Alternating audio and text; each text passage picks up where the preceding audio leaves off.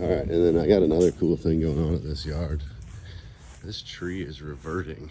So these Japanese maples, the way that they're grown is they're grown on a rootstock. So they grow like a regular Acer palmatum like this green plant. And they take a cutting off of something like this and they cut into that, and then they literally stick it in like surgery, tape it up.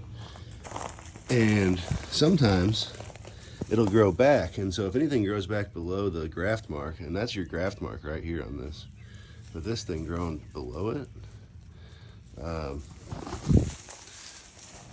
that's going to actually be your rootstock, and so you don't really want that necessarily growing up on your tree.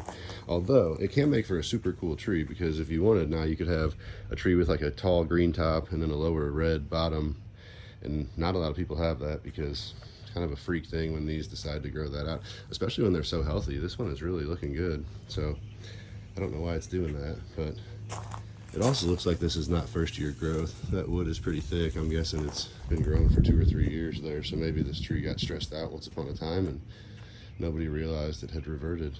But anyways, interesting little phenomenon there that has to do with understanding the way that these Japanese maples are grown.